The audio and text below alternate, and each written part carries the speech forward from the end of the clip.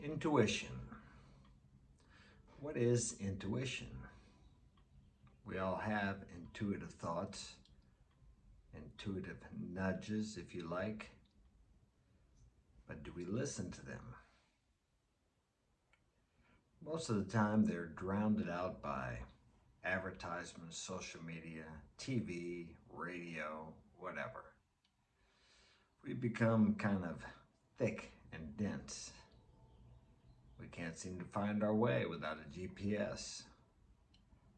We don't know what the weather's going to be unless we listen to the radio or look at the weather report on our phone.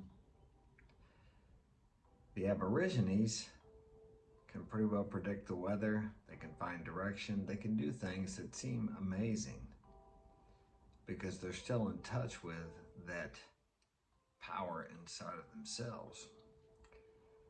We have so many gadgets, if you like, to help us with these areas that we forget that we have an innate power within us to help us, to navigate us, to allow us to know what's going to happen, impending danger, different things like that. But we don't listen to it. We don't give it the opportunity to direct us and guide us. Why is that? Because we become to rely on tools and secondary ways of navigating through our lives. But there's a part of us that can see the future, the past, the present, because that part of us knows no future, past, or present. It only knows the now. And the now is now, of course, as you're watching this, and tomorrow at that time, the same time that you're watching this today, will be now then.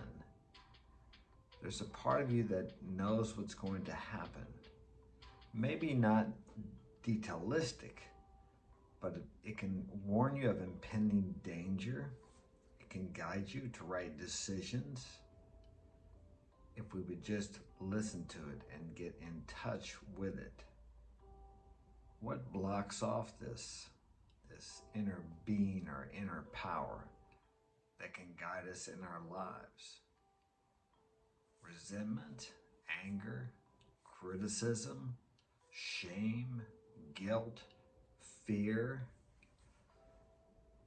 You could add to the list quite a few more than that, but those are just some of the more glaring defects of character, if you like, or some people call them sins. I think sin has got a bad connotation to it because people think of it as being a bad person if you're a sinner. Really, all a sinner is a person who makes mistakes. And yes, we're all born sinners. We're all born to make mistakes and to learn from them. The word sin comes from an old Anglo-Saxon word they used in archery. To sin originally meant to miss the mark. In archery terms, if you shot at the bullseye and missed the bullseye, you sinned. And in life, when you make a mistake, you miss the mark. It's just that simple. You're not a bad person. People who make mistakes are not bad. Contrary to what you may have been taught or programmed to believe in school, that if you fail, you're bad. You're almost shamed if you fail in school. Excuse me, if you fail in school. As I've said before, to bring home an F on your report card is a shameful thing. Well, you don't have report cards anymore. I guess it's emailed to you, but I'm sure you understand the point I'm making. But the road to success is paved with failure. Failure is not final. Failure is just a discovery tool. You discovered how it doesn't work, and then you can look for other ways that will work. The greatest successes in life are the greatest failures. So it's not bad to fail. But back to intuition, intuitive guidance. I'll use this example. The reason I made this video is last night Yesterday was the last day of school. Tomorrow, or today is, I mean. For my son, it was the last day, but my daughter has to go do some extra stuff today. So I'm in bed. She calls me, or yeah, she calls me from downstairs, right? Okay. And she wants to go out. It's 9:45, and she says, "Hey, I want to go out with my friend Holly." And I just had a bad feeling about it. I said, "No." I said, "I don't want you to go." "Oh," she says, I don't get to go out. You don't let me be a teenager. I don't get to do this. I don't get to do that." And she starts giving me all the reasons why she wants to go, and she's upset, and she's crying. She's 16, trying to get her way. I said, "Look," I said, "you didn't clean, you didn't do this, you didn't do that." I said, "No, you're not going out." I said, but the real reason was, I told her, I said, "I have a bad feeling about it. I don't want you to go."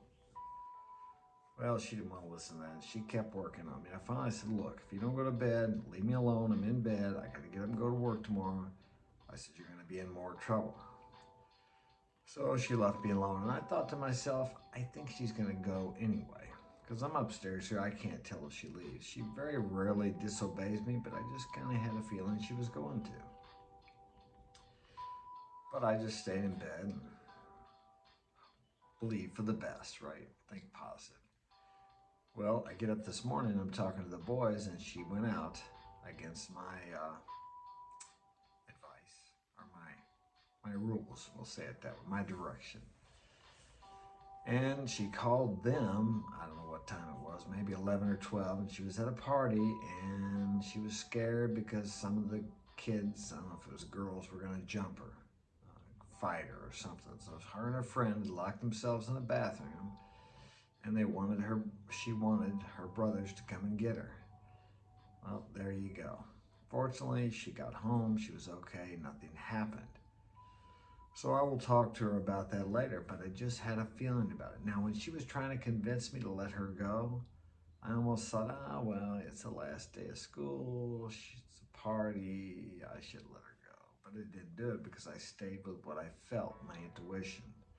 Now, I'm not talking about, you can't always go by your feelings. I mean, sometimes I don't feel like going to work, but I know I need to go to work, and after I get there, I feel good. And at the end of the day, I feel even better.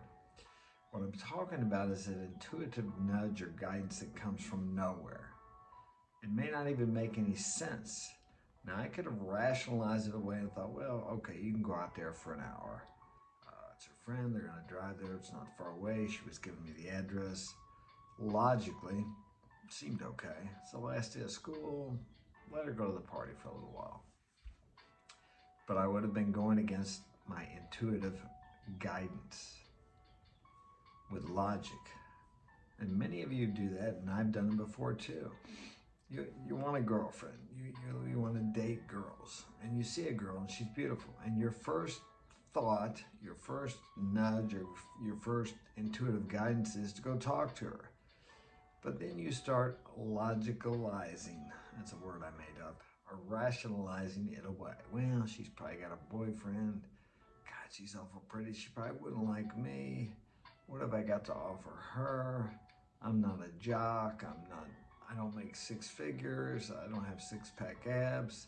And on it goes with all the reasons, the logical reasons why you think she doesn't want to have anything to do with you, why you're not worthy enough to approach her, instead of just following your first nudge of intuitive guidance, which told you to go say hi to her.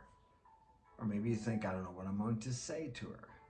Just go say hi. Maybe she would talk your leg off.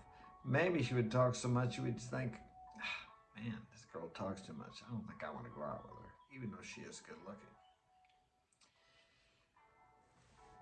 Intuition will guide you, but to stay in touch with that intuition, you have to clean house.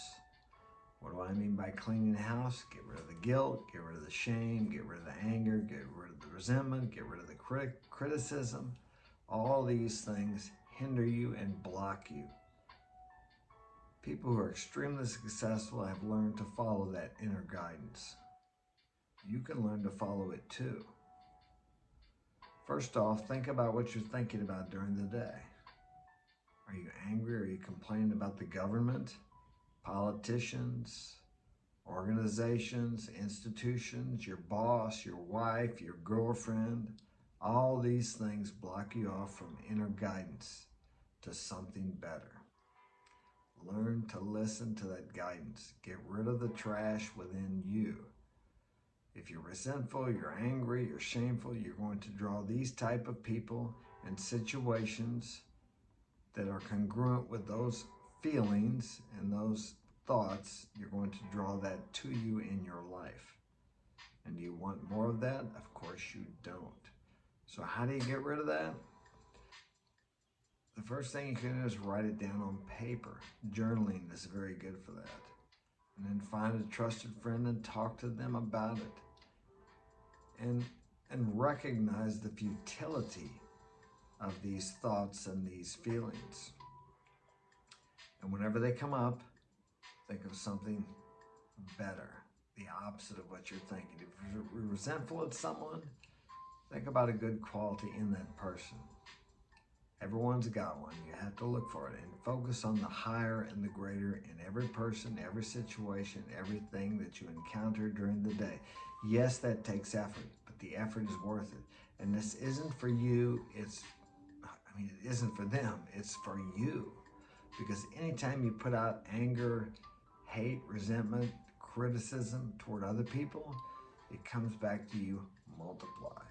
But guess what? When you put out love, understanding, compassion, tolerance, patience for other people, that's what comes back to you multiplied. Good thoughts bring about good things in your life. Remember that. Take care. Have a great day.